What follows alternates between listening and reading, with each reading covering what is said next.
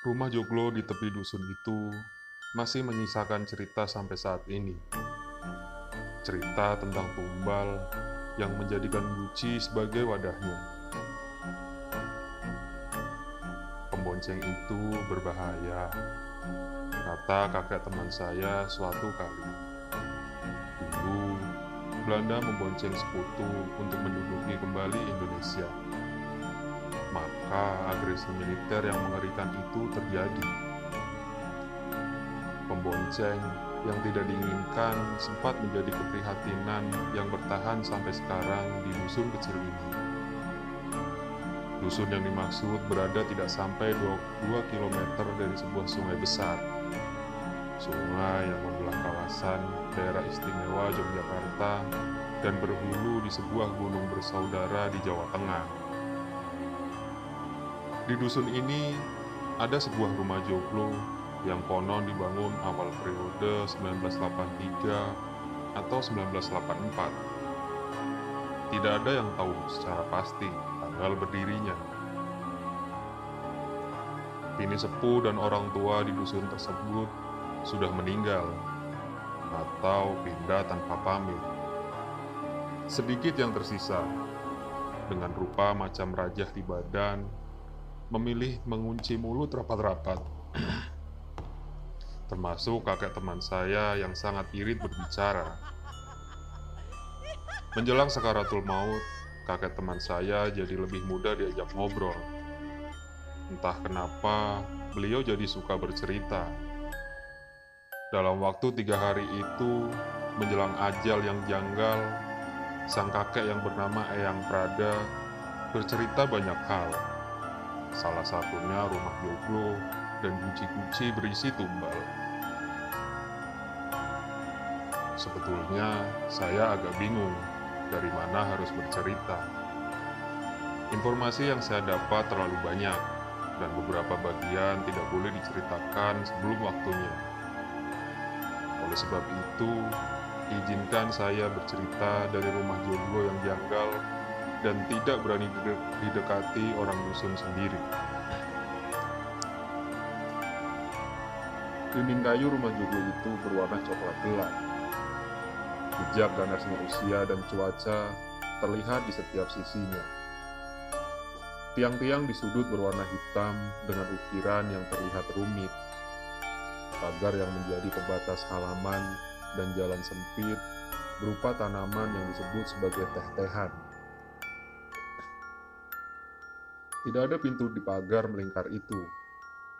Namun mau memagari dari apa? Toh tidak ada warga dusun yang berani masuk ke rumah joglo yang disebut sebagai rumah tumbal itu. Selain cerita-cerita yang kurang nyaman untuk didengar, sekeliling kawasan joglo itu memang bikin gentar.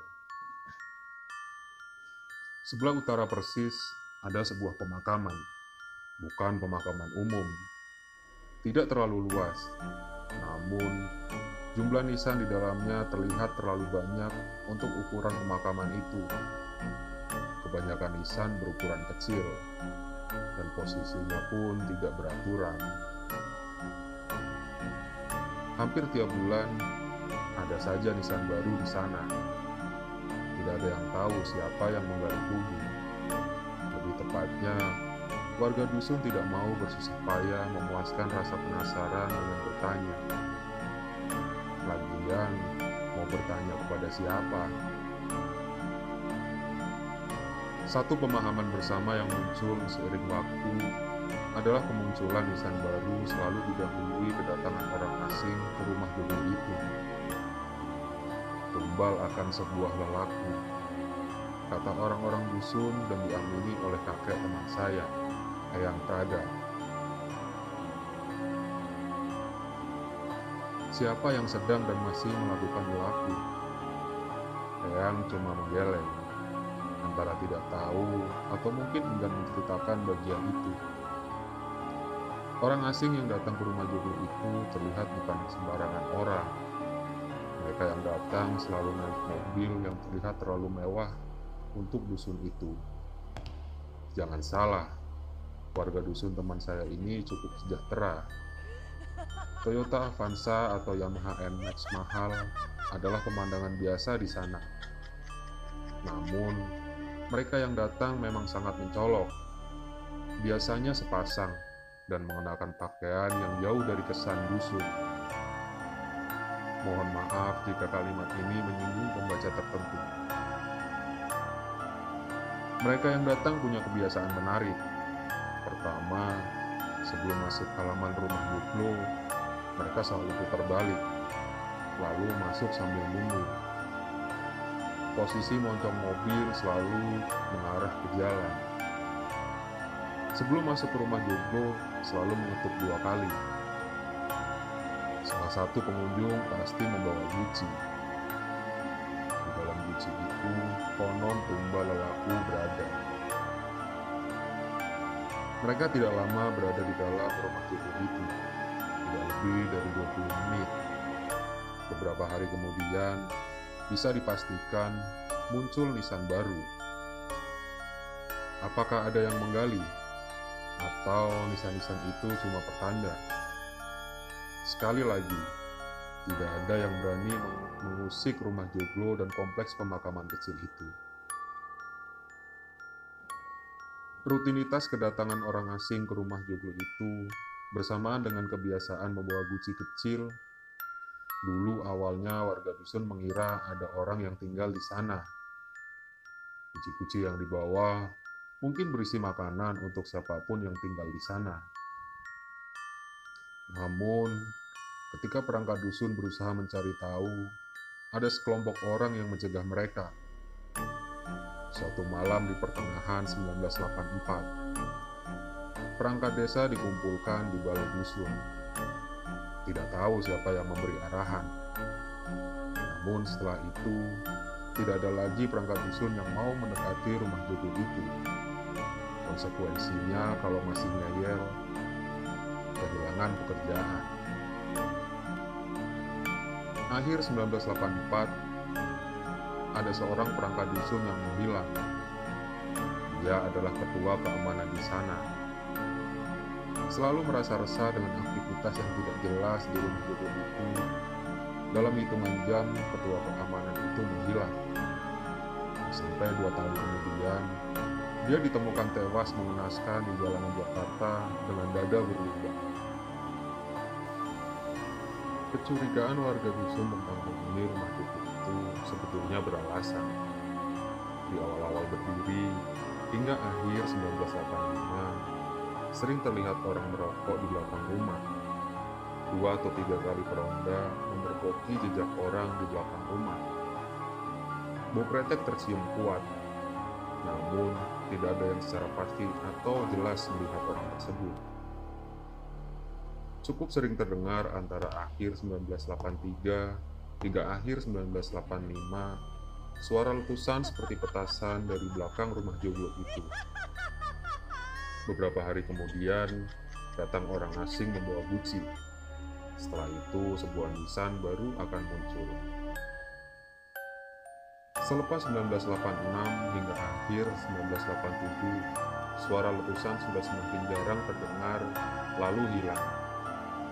Namun, kiriman guci dan nisan masih rutin dilakukan. Dulu berawal dari spekulasi soal peristiwa berdarah di sekitar 1983 hingga 1986. Ini menjadi cerita mistis yang semakin bercabang. Apa isi guci yang dianggap sebagai perambang tumbal itu? Banyak orang sepakat kalau guci itu berisi organ dalam yang bisa jadi syarat pesugihan. Ada juga yang bersikeras kalau isinya jagung bayi masih merah yang dikorbankan untuk sesembahan atau lelaku tertentu. Satu hal yang pasti, cerita itu seperti dibiarkan berkembang makin liar, seperti untuk menutupi ketakutan akan sesuatu. Sialnya, di sekitar kawasan pemakaman sering terdengar suara tangis dan mohon ampun. Teman saya bahkan pernah melihat sosok laki-laki tanpa baju, hanya mengenakan celana pendek, berdiri di belakang rumah Joglo itu. Awalnya teman saya tidak melihatnya, Tapi Yang Prada seperti sengaja menunjukkan sosok itu kepada teman saya. Ketika mata teman saya bersirobok dengan mata sosok itu, peristiwa selanjutnya terasa janggal. Tiba-tiba sosok itu langsung membuat gerakan seperti tiarap dengan dada menempel di tanah. Setelah itu dia merangkak menjauhi rumah, seperti ketakutan menuju kawasan pemakaman. Saya yang berpikir itu semacam makhluk halus, namun Yang Prada tidak mengiyakan, tidak juga menampiknya. Pesan Eyang pendek saja, hati-hati sama apa yang kamu lihat. Kadang itu bukan kebenaran, jangan pernah merasa nggak punya rasa takut. Hingga Yang Prada tutup usia beberapa minggu lalu, kalimat itu tidak pernah bisa dipahami teman saya. Setelah Yang Prada meninggal, kebenaran terkait rumah judul itu makin gelap. Tidak ada yang bisa dikorek, termasuk para sesepuh dengan raja aneh di sekujur badan. Wajah yang sudah semakin samar karena disetrika secara paksa.